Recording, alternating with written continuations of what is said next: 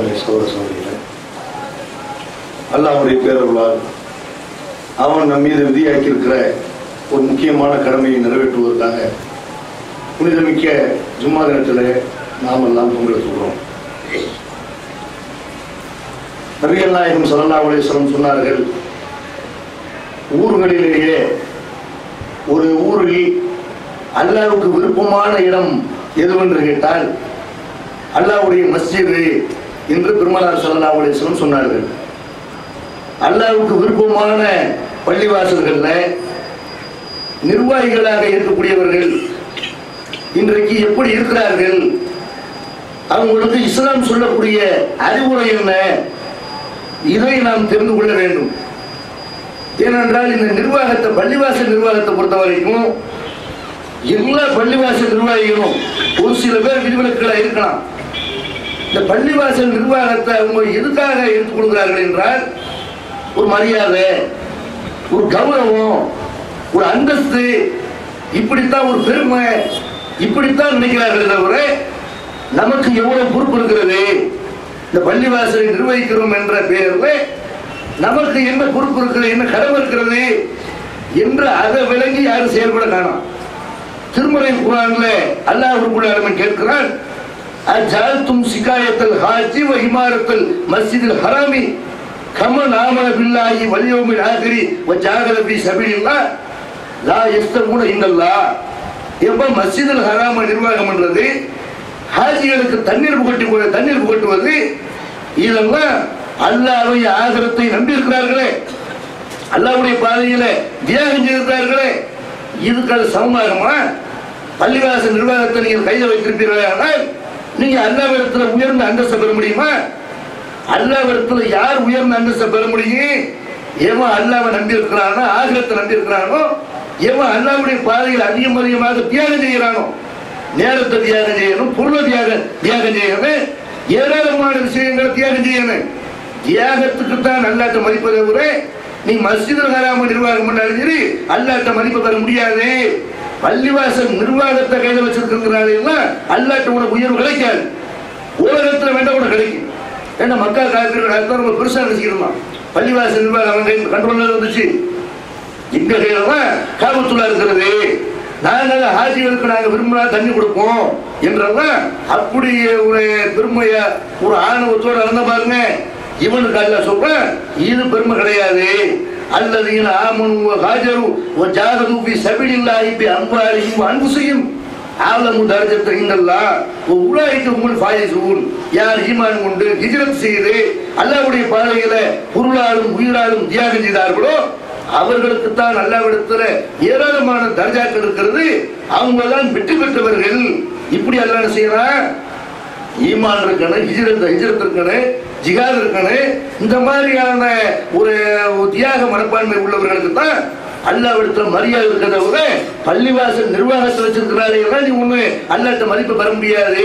இப்படி அல்லாஹ் செய்யறான், எச்சரிக்கை பண்ணணும். இந்த பதவியை வச்சிருக்கிறவங்க உங்க ஈமான் வளர்த்துக்கிறங்க, நிறைய தியாகம் செய்யுங்க, அல்லாஹ்வுடைய பாதையில பொருளாலும் உயிராலும் தியாகம் செய்ய முன்வாங்க என்று அல்லாஹ் ரப்பல் ஆலமீன் சொல்லி காட்டுறான்.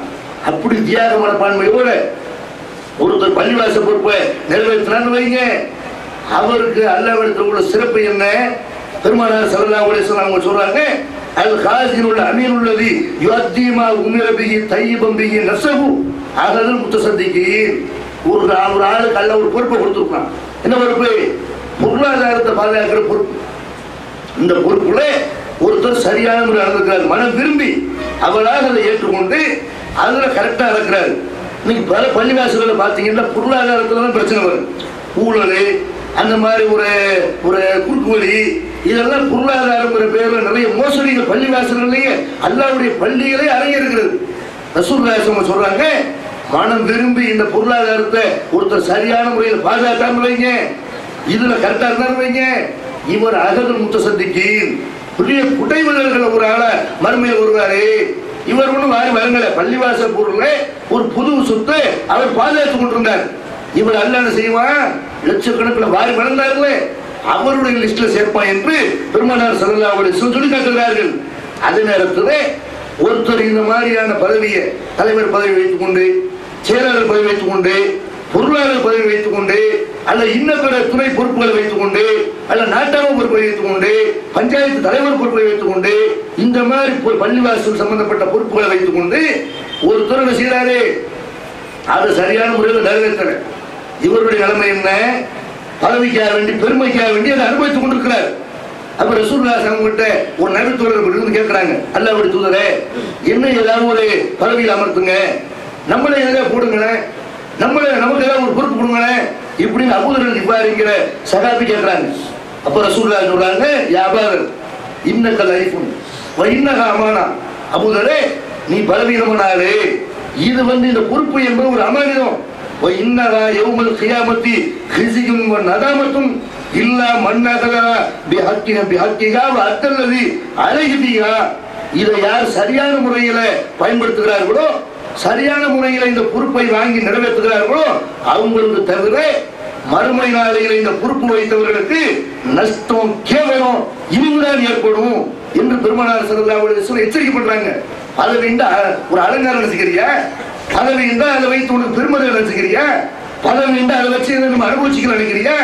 இந்த பதவி என்பது மறுமையில் அவனுக்கு பெரிய அசிங்கத்தை உண்டாக்கும், பெரிய கேவலத்தை உண்டாக்கும் என்று பெருமானார் ஸல்லல்லாஹு அலைஹி வஸல்லம் அம்மானிதம் நினைச்சு வாங்குற ஆளுக்கு தான் இது சரியா வரும் என்று பெருமானார் ஸல்லல்லாஹு அலைஹி வஸல்லம் இதை கண்டிக்கிறார்கள். பதவியை கேட்கிற ஆளுக்கு பதவியை கொடுக்கல.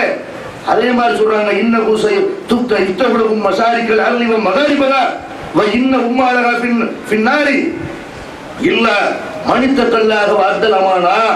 நீங்கள் பூமியினுடைய அந்த மதீனாவுடைய மேற்கு கிழக்கு பகுதிகளை வெல்வீர்கள், அதனுடைய அதிகார மட்டத்தில் இருப்பவர்கள் தான் நரகத்திற்கு தான் செல்வார்கள் என்று சொல்றாங்க, எச்சரிக்கை பண்றாங்க. யார் அல்லாஹ்வை பயந்து நடக்கிறார்களோ, யார் அமானிதத்தை நிறைவேற்றுகிறார்களோ அவங்களை தவிர இந்த அதிகாரத்தில் இருக்கிறாங்க பாருங்க, பதவி வைக்கிறார்களே இவர்கள் தான் நரகம் செல்வார்கள் என்று பெருமானார் ஸல்லல்லாஹு அலைஹி வஸல்லம் கடுமையான ஒரு எச்சரிக்கையை பதவியில் இருப்பவர்களுக்கு, நிர்வாகத்தில் இருப்பவர்களுக்கு அல்லாஹ்வுடைய ரசூல் சொல்றாங்க. பதவியில் இல்லாத எத்தனை பேர் இஹ்லாஸ் செயல்படுவார்கள், அவங்க சொர்க்கம் பெறுவாங்க. பதவியில இருந்துகிட்டு ஆணம் முடிச்சு அகமாக முடிச்சுக்கிட்டு ஊழல் பண்ணிக்கிட்டு அப்படி தான் பாருங்க இவன் நரகத்துக்கு போவான் என்று பெருமானார் ஸல்லல்லாஹு அலைஹி வஸல்லம் சொல்லி காட்டுகிறார்கள். இப்போ இன்றைக்கு அந்த பள்ளிவாசலுடைய நிர்வாகிகள் அதை விளங்கி செயல்படுறாங்களா? பள்ளிவாசல் நிர்வாகம் என்ன? கல்யாணம் முடிச்சு வைக்கிறது, ஏன்னா அதுல போய் ஒரு மரியாதை, கல்யாணத்துக்கு அந்த புஸ்தகத்தை கொண்டு போறது பாருங்க, அது எப்படி ஆமால் நாம கொண்டு போற மாதிரி அது அப்படி தூக்கிக்கிட்டு போர்வாலை தூக்கிட்டு போற மாதிரி தான் செய்வாங்க. அது போனது கல்யாணத்துக்கு, அது இல்லைன்னா கல்யாணம் இல்லை அப்படின்னு அதுக்காக வேண்டி பதவிக்கு வரும். கல்யாணத்துல கூட ஒரு துண்டு போடுவாங்க, உங்களுக்கு சில ஊர்களில் துண்டு போடுவாங்க. கல்யாணத்துக்கு ஒரு ஆளுகள் செய்வாங்க, கல்யாணத்துல இந்த கருத்து நடக்கிற நேரத்துல பள்ளிவாசல் நிர்வாகி வரிசை பார்த்து ஆளுக்கு ஒரு சால்வை கொடுத்துவாங்க. அந்த மாதிரி சால்வைக்காக வேண்டியும் பெருமைக்காக வேண்டியும் அந்த ரிஜிஸ்டர் புக்கை கொண்டு வர்றதுக்காக வேண்டி அதை கொண்டு வர்றதுக்கு அவங்களுக்குள்ள கெட்டப்பு பாருங்க, ரொம்ப பயங்கரமா இருக்கு. அப்ப இதுதான் ஜமாத்துடைய வேலையா? கல்யாணம் பண்ணி வைக்கணும் தான், இது மட்டுமே வேலை இல்லை. ஒரு ஆள் இறந்து போயிட்டாரு, அவரை அடக்கம் பண்றாருன்னா எங்கள்கிட்ட அனுமதி கேட்கணும். அல்லது குடும்ப பஞ்சாயத்து, ஒரு விவாகரத்து பஞ்சாயத்து வருது, அதுக்கு நாங்க ஜமாத்து நிர்வாகிகள் அதை பார்க்கணும்.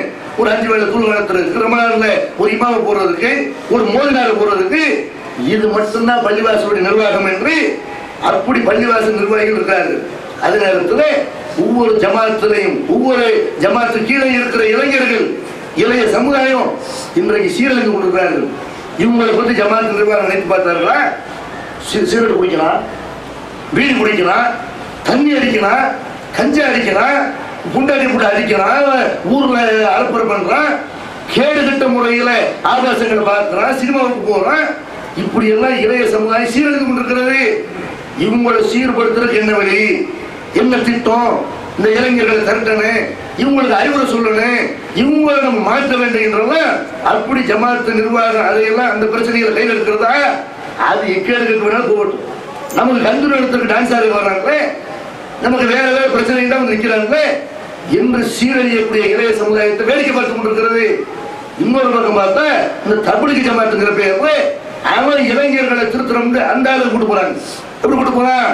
முதல்ல பள்ளிவாசல்கள் விரட்டடிக்கப்பட வேண்டியவர்கள் இந்த தபிலிகி ஜமாத்தை கூட்டலாம். ஏன் வேலைக்கு போக விடாம, குண்டாட்டி பிள்ளை கவனிக்க விடாம, அவனை படிக்க விடாம, நீ வா ஜமாத்துக்கு வா, 40 நாள் போயிட்டு வருவோம், 4 மாசம் போயிட்டு வருவோம். ஏன்னா அவனுக்கு குண்டாட்டி இல்லையா? அவன் குண்டாட்டி என்ன செய்யறது? எதுக்கு கல்யாணம் பண்ணா? வேலை என்ன வருது, வியாபாரம் என்ன நல்லா பார்த்துக்குவான், எல்லாத்தையும் நல்லா பார்த்துக்குவான். இப்போ அல்லாவும் பிரச்சனை எப்படி பார்த்துக்குவான்ல, ஏன் அதை மட்டும் அல்ல பார்க்க மாட்டானா? அல்லா பார்த்துக்குவான் என்ற அந்த மாதிரி ஒரு சித்தாந்தத்தை சொல்லி எதுவுமே வேணாம், உணர்ச்சி இல்லாமல், ரோஷம் இல்லாமல், கோவை இல்லாம சமுதாயத்தை கோவைகளாக ஆக்கியவர்கள் யாருன்னு கேட்டா இந்த தமிழ் ஜமாத். ஊருக்கு சோத்து போட்டு தூக்கிட்டு போறது பேர் தான் இது அல்லாவுடைய பாதை, அல்லாவுடைய பணி. எது அல்லாவுடைய பணி?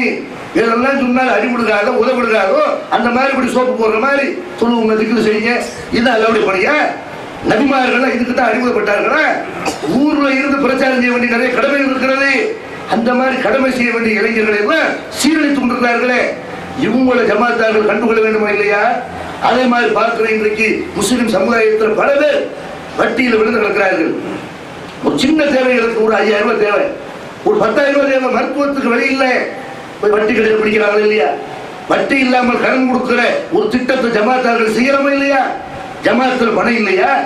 ஜமாத்துக்கு சொத்து இல்லையா? எவ்வளவு கடைகள் இருக்கிற, ஜமாத்துக்கு சொந்தமான கடைகள், வீடுகள் இருக்கிறது. இதுக்கெல்லாம் ஒழுங்கான முறையில் வாடகை கூட வசூல் பண்றது இல்லை. வாடகை எவ்வளவு? 50 ரூபா வாடகை, 100 ரூபா வாடகை. உங்க அப்பா வீடா இருந்தா அப்படி வாங்குவியா? ரசூல் அப்படி கேட்டார்கள், நான் அப்படி இருக்க நினைக்கூடாது. ரசூல் ஸல்லல்லாஹு அலைஹி வஸல்லம் அவர்கள் இந்த மாதிரி கணக்கு வழக்குல மோசமாக நடக்கும்போது இப்படி கடுமையான வார்த்தைகளை உபயோகப்படுத்திருக்கிறார்கள். ஒரு நபி தோழர் ஜக்காத் வசூல் பண்ணிட்டு வரங்க போறாரு, அதுல கொஞ்சம் ஒதுக்குறாரு. எனக்கு மக்கள் கிஃப்டா கொடுத்தாங்க, அன்பளிப்பா கொடுத்தாங்க. அப்படியா? உங்க அத்தா வீட்டுல உட்கார்ந்து உங்களுக்கு அன்பளிப்பு தந்துருப்பானா? அன்பளிப்புண்டா உங்க அம்மா வீட்டுல இருக்கும்போது தேடி வந்து கொடுக்கணும். நீ ஜக்காத்தை வசூல் பண்ணும்போது ஏன் கொடுத்தா, ஏன் வாங்கினேன், நீ லஞ்சம் வாங்கி இருக்கிற, உன்னை சரி கட்டி இருக்கிறான் என்று ரசூலுல்லாஹ் சொன்னாங்களே இல்லையா? அப்ப அந்த மாதிரி நம்ம வீடா இருந்தால் எவ்வளவு வாடகை வாங்குவோம்? 1000 ரூபாய் வாங்க வேண்டிய இடத்துல 50 ரூபாய் வாடகை, அதுக்கு ஒரு ஆளை வசூலுக்கு போட்டு நடக்கிறதா இல்லையா? அப்ப இந்த வாடகை எல்லாம் ஒழுங்கான முறையில் வசூலித்தால் வட்டி இல்லாமல் கடன் கொடுக்க முடியுமா, முடியாதா? எத்தனை பேர் படிக்க வழி இல்லாம இருக்கான், நோட்டு புத்தகம் வாங்குற கூட வழி இல்லாம அதையெல்லாம் ஜமாத்தார்கள் செய்ய. எதுக்கு ஜமாத்து? எதுக்கு ஒரு நிர்வாகம்? எதுக்கு ஒரு பள்ளிவாசல்? எதுக்கு பள்ளிவாசல் என்ற சொத்துக்கள் பெரிய பெரிய கபர்ஸ்தான்களை வாங்கி போட்டுக்கிறீங்களே தவிர இந்த கல்வி உதவிக்கு ஏதாவது நம்ம செய்ய வேண்டும் என்று நினைத்தீர்களா? கபர்ஸ்தான் கூட அவ்வளவு பெரிய இடம் தேவையில்லை. கபர்ஸ்தானுக்காக வேண்டி, பள்ளிவாசலுக்காக வேண்டி வாங்கி போட்டுருக்கிற இடத்தை பார்த்தீங்கன்னா எந்த காலத்தில் யூஸ் இல்லாமல் பாலடைஞ்சு கிடக்குது. அதையெல்லாம் ஒழுங்கான முறையில் பயன்படுத்தி கல்வி உதவி செய்யலாமா இல்லையா? இன்றைக்கு பார்க்கிற ஒரு நேரத்தில் மதரசாக்கள், முஸ்லிம் சமுதாயத்தில், முஸ்லிம் வீதிகளில் மதரசாக்கள், சின்ன பிள்ளைகளுக்கு மதரசாக்கள் நடக்கு. அந்த மாதிரியான மதரசாக்கள் இன்றைக்கு இருக்கிறதா? இன்றைக்கு நவீன கல்வி முறை வந்த பிறகு எல்லாம் 7 மணிக்கெல்லாம் ஸ்கூலுக்கு ஓட வேண்டியிருக்கிறது. அவங்களுக்கு மாலை நேரத்திலேயாவது ஒரு ஒழுங்கான மதரசா, முறையான மதரசா இருக்குதா?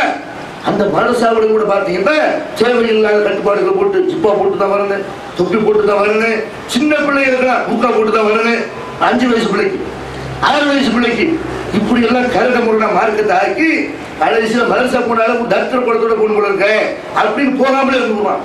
நடக்குதா இல்லையா? ஒழுங்கான மதரசாக்கள் நடைபெறுகிறதா? இதையெல்லாம் பள்ளிவாசல் நிர்வாகத்தில் இருப்பவர்கள் எடுத்து செய்ய வேண்டுமா இல்லையா? பெரியவர்கள் எத்தனை பேர் சின்ன பிள்ளைங்க போயிடுவாங்க, பெரியவர்கள் எவ்வளவு பேர் போகாம இருக்கிறாங்க. எத்தனை பேருக்கு குர்ஆன் ஓத தெரியவில்லை என்ற கவலை இருக்கிறது. குர்ஆன் மனப்பாடம் செய்யலை, அல்ஹம்து சூரா கூட ஒழுங்காக உச்சரிக்க தெரியாத எவ்வளவு பேர் இருக்கிறார்கள். இவங்களுக்கெல்லாம் நம்ம முறையாக ஓதி தர வேண்டும். குர்ஆன் வழங்கப்பட்டிருக்கிற ஒரு சமுதாயம் குர்ஆனை படிக்க தெரியலன்னா அதை கூட என்ன நஷ்டம் இருக்கிறது. நாட்டு மருத்துவர் பார்த்தா காசு தூக்க மாட்டானா? எல்லாம் குர்ஆன் உங்களுக்கு தாங்குறீங்க, நாங்க எல்லாம் படிப்போங்கிறீங்க, குர்ஆன் உங்களுக்கு தெரியாதா என்றெல்லாம் நமக்கு தெரியாதுங்கிற தெரிந்தால் கேவலமா இல்லையா? இப்ப அதுல ஜமாத்தார்கள் கவனம் எடுத்துக்கிறார்களா? இந்த சமுதாயத்தில் பார்க்கிற இவ்வளவு பேர் வறுமையில் இருக்கிறார்கள். தம்பு ஜமாத்து மாதிரி சில இந்த இயக்கம் தான் நம்ம செய்யறோம். அந்த வறுமையில் உள்ளவர்களை மீட்டெடுப்பதற்காக வேண்டி அவ்வப்போது இந்த குர்பானி தோள்களை செய்ய உதவி பண்ணுவோம். ஆனால் இதற்காக வேண்டி நிரந்தரமா எவ்வளவு செல்வந்தர்கள் இருக்கிறார்கள். சுன்னத்துல் ஜமாத்துல, தப்லீக் ஜமாத்துல, தவ்ஹீத் ஜமாத்துல எவ்வளவு செல்வந்தர்கள் இருக்கிறார்கள். அந்த செல்வந்தர்கிட்ட முறையை ஜக்காத்தை வாங்கி உங்களுக்கு எவ்வளவு சொத்து சொல்லுங்க, சொத்துக்களை கணக்கு பண்ணி ஜக்காத்து கொடுங்க. அல்லாஹ்ட்ட மறுமை நாளையில இதெல்லாம் ஜக்காத்து கொடுக்கலன்னா பாம்பாக வந்து கொத்தும். ஜக்காத்து கொடுங்கிற முறையை ஜக்காத்தை வசூலித்து அதை ஏழைகள் கொண்டு கொடுத்தோமா? ஏழைகள் கஷ்டப்படுறானா இல்லையா? வட்டிக்கு வாங்குறானா இல்லையா? பெருநாள் கொண்டாட கூட வெளியிலாம இருக்கானா இல்லையா? அந்த ஏழைகள் நம்மளை சுற்றி இருக்கிறவர்களையே நினைச்சு பார்க்கல. இது ஒரு ஜமாத்தாருடைய கடமை இல்லையா? இன்றைக்கு பார்க்கிறார்கள் அதிராமட்டத்தில் இருக்கிற நிர்வாகிகளுக்கு, பள்ளிவாசல் ஜமாத்து நிர்வாகிகளுக்கு முக்கியமான ஒரு கடமை இருக்கிறது. என்ன கடமை? இந்த ஊர்ல இல்லாத அளவுக்கு இன்றைக்கு வரதட்சணை கொடுமை இந்த ஊர்ல தலைவிரித்து ஆடுகிறது. வரதட்சணை என்றால் ஒரு 10,000 ரூபாய் கேட்பான். ஒரு 50,000 ரூபாய் கேட்போம். மற்ற ஊர்கள்ல இங்க என்ன 15 லட்சம் ரூபாய் வீடு எழுதி கொடுக்கணும், 30 லட்சம் ரூபாய் வீடு எழுதி கொடுக்கணும். எத்தனை பேர் இருக்கிறது? இல்லாதவன் என்ன செய்யறது? இருக்கிறவன் கொடுக்குறான், இல்லாதவனுக்கு வழி இல்லை. இல்லாதவன் பிள்ளை அவனுக்கு வழி இல்லை. எங்கேயாவது ஒரு மூலையில போய் வெளியூர்ல போய் ஒரு கண்ணுக்கு தெரியாத ஒரு ஊர்ல அவன் யாரும் தெரியாது எவனையா ஒருத்தருக்கு பிடிச்சிட்டு வருவோம். அப்படித்தான் நடக்கிறது. இந்த ஊர்ல உள்ள பெண்களை இந்த ஊர்ல உள்ள ஆண்கள் திருமணம் பண்ணுகிறார்களா? ஏழைங்கிற காரணத்தினால அவனுக்கு ஒழுங்கான மாப்பிள்ளை கிடைக்காம இருக்கிறதா இல்லையா? போய் பிச்சை எடுக்கிறான். அதனால ஜமாத்துகள் லெட்டர் பேர்ல ஜமாத் எழுதி கொடுத்தீர்களே, இதெல்லாம் கேவலமா தெரியல, அசிங்கமா தெரியல. இதெல்லாம் எது உங்களுக்கு அசிங்கமா தெரிகிறது? தௌஹீத் ஜமாத்துக்கார திட்டம் அசிங்கமா தெரிகிறது. அது அசிங்கம் இல்லை. உங்க ஜமாத்துக்கார லெட்டர் பேரை கொண்டு ஊர் ஊரா போய் பிச்சை எடுக்கிறானே அது அசிங்கம். உங்க ஊர்க்கார வரதட்சணை அதிகமா கேட்கிறானே அது அசிங்கம், அது கேவலம். பெண் வீட்டுல போய் தங்கி இருக்கிறோமே அது கேவலம். அப்போ இந்த கேவலத்தை எல்லாம் நினைச்சு பார்த்தோமா? இந்த நிலைமையை மாற்றுவதற்கு வரதட்சணைக்கு எதிராக ஜமாத்தார்கள் செய்த நடவடிக்கை என்ன? வரதட்சணை வாங்கின ஜமாத்து கல்யாணம் பண்ணி வைக்க மாட்டோம். ஜமாத்து சொல்லலாமா இல்லையா? ஜமாத்து அதிகாரம் இருக்கா இல்லையா? அந்த அதிகாரத்தை எல்லாம் எதிர யூஸ் பண்றாங்க. தௌஹீத்காரனை தௌஹீத் அஜர்த்தை கூப்பிடலன்னா கல்யாணம் வரமாட்டோம். இந்த அஜர்த்தை கூப்பிடலன்னா இந்த மாதிரி உனக்கு வரதட்சணை வாங்குற கல்யாணத்துக்கு வரமாட்டேன்னு சொல்ல துப்பு இருக்கிறதா? திராணி இருக்குதா? என்ன சொல்லணும்? தௌஹீத்காரன் அஜர்த்தை கூப்பிடாம கல்யாணம் பண்ணதுனால அவர் கல்யாணத்துக்கு ரிஜிஸ்டருக்கு வரலாம். அதுக்கு என்ன அதிகாரம் புரியுங்க, அகம்பாவம் புரியுங்க, போய் கெஞ்சி கூத்தாடி வாங்க போவா இப்படியா வந்து கல்யாணத்தை பண்ணி வைங்க என்றெல்லாம் நம்ம மக்கள் போய் கெஞ்சுகிற அளவுக்கு இப்படி ஒரு அகம்பாவம் ஆணவம் கொண்டவர்களாக ஜமாத்தார்கள் இருக்கிறார்களே. இதுல காட்டுங்க உங்க கோபத்தை. வட்டி சமுதாயத்தில் தலைவரிச்சு ஆடுறதே, வட்டியை ஒழிக்கிற கண்ண பண்ணியிருக்கிறோம். இதையெல்லாம் நினைச்சு பார்க்கணும் ஜமாத்தார்கள். இதையெல்லாம் அல்ல மறுமையை அல்ல மட்டும் கேட்போம். நம்மை சுற்றி எத்தனையோ முஸ்லிம் அல்லாத மக்கள் இருக்கிறார்கள். அந்த மக்களுக்கெல்லாம் இஸ்லாத்தை சொல்லக்கூடிய பொறுப்பு ஜமாத் நிர்வாகிகளுக்கு இருக்கிறது. அந்த மாதிரியான பொறுப்பை ஜமாத் நிர்வாகம் செய்கிறதா? திருக்குறானுடைய தமிழாக்கத்தை முஸ்லிம் அல்லாதவருடைய வீடுகளை கொண்டு சேர்ப்போம். அப்படி போய் ஒரு வீடு விடாம போய் குரானுடைய தமிழாக்கத்தை போய் சேர்த்துக்கிறோமா? குறைஞ்சபட்சம் அவர்களை அழைத்து கந்தூரிக்கு அவங்களை கூப்பிடணும். கந்தூரிக்கு கூப்பிட்டு செய்யலாம், எல்லாம் சோறுவா ஓன் திருவிழாவுக்கு நான் வரணும், பொங்கலை நான் கொண்டாடுறேன், இப்படி மதநல்லிணக்கம்ங்கிற பெயர்ல நீ நாசமா இருக்கிற அந்த மக்களை எல்லாம் இஸ்லாத்துக்கு கூப்பிடணுங்கிற அந்த கடமை உங்களுக்கு இருக்கிறது. கவர்மெண்ட் காசு பணம் இருக்கிறது. இஸ்லாமிய வளர்ச்சிக்காக கந்தூரிக்கு காசு பணத்தை செலவழிக்கக்கூடியவர்கள் மற்ற ஆடம்பரத்துக்கு தேவையில்லாதவற்றுக்கெல்லாம் காசு பணத்தை செலவழிக்கிற ஜமாத்து நிர்வாகங்கள் இதுக்கு செலவழிக்கணும். அல்லாஹ் ரப்பல் ஆலமீன் மறுமையில் இதை விசாரிப்பான். இன்னும் சில பள்ளிவாசல் பார்த்தீங்கன்னா இந்த கடமையெல்லாம் செய்வதற்கு பதிலாக பார்த்த பள்ளிவாசல் நிர்வாகிகள் அடிக்கிற சவுண்டு பார்த்தீங்கன்னா சில பள்ளிவாசல்ல நிர்வாக கூட்டங்கள் நடக்கும். பார்த்த ரோட்டுக்கு சத்தங்க அந்த மாதிரி காட்டுவாசி மாதிரி நடந்து கொள்கிற காட்சியை பார்க்கணும். இன்னும் அன்கரல் அஸ்வாத்தில சவுத்துல் ஹமீர், வெறுக்கத்தக்க சத்தம் எதுன்னு கேட்டா கழுதையின் சத்தம். கழுதை அந்த கத்தம் மனுஷன் கத்தக்கூடாதுன்னு சொல்லக்கூடிய மார்க்கம். மனுஷன் ஒரு ஆள் இறந்து போனாலும் கூட கத்தக்கூடாது, உப்பாரிக்க கூடாது என்று சொல்லக்கூடிய மார்க்கத்துல பயானுக்கு மட்டும்தான் கத்துறாங்க. நீங்க கத்துறீங்க கூடாது, பயானுக்கு மட்டும்தான் சவுண்டு. அதுக்கு ரசூலா சத்தம் போட்டு பேசியிருக்கிறார்கள், அதுக்கு மட்டும்தான் சவுண்டு. இந்த மாதிரி நீங்க உப்பாரி வச்சு அலுவலாமா மார்க்கத்துல? இப்படி சண்டை போடும்போது தேவையில்லாம கத்தலாமா? கழுதுதான் கத்துமே தவிர நீங்க கத்துற அப்படின்னு எல்லாம் கேட்கிறாங்க. அப்படி நிர்வாகிகள் நான் பெருசா நீ பெருசா, இந்த ஈகோவும் அடித்தடி தகராறும் ஊழலும் இந்த மாதிரி மோசடிகளும் பித்தலாட்டங்களும் பள்ளிவாசல் நிர்வாகங்கிற பேர்ல பல பள்ளிகள் நடக்கிறது. இந்த நிலைமையை மாற்றி குள்ளுக்கும் ராயின் குள்ளுக்கும் மசூடும் நன் ராயத்தை நீங்கள் ஒவ்வொருவரும் பொறுப்பாளர்கள், அவரவருடைய பொறுப்புகளை பற்றி மறுமையில் விசாரிக்கப்படும் அப்படின்னு நல்லா சொல்றான். எத்தனை பேருக்கு இஸ்லாத்தை சொன்னீங்க? எத்தனை இளைஞர்களை நீங்கள் மீட்டெடுத்தீர்கள்? எத்தனை பெண்களுக்கு வழிகாட்டினீர்கள்? எத்தனை பேருக்கு கல்வி செய்தீர்கள்? எத்தனை பேருக்கு வட்டி இல்லாமல் கடன் கொடுத்தீர்கள்? எத்தனை பேருடைய வறுமையை போக்கினீர்கள்? எத்தனை பேருடைய கஷ்ட நஷ்டங்கள்ல பங்கெடுத்தீர்கள் என்றெல்லாம் அல்லாஹ் மறுமை நாளையில நிர்வாகத்தினர்கள் விசாரிப்பா. இதை கவனத்தை கொண்ட அனைத்து ஜமாத்தார்களும் தங்களுடைய பொறுப்பை உணர்ந்து செயல்பட வேண்டும் என்று கேட்டு இந்த உரை நிறைவு செய்கிறேன். வாபுர்தவான் அன்பு தருகிறார்கள்.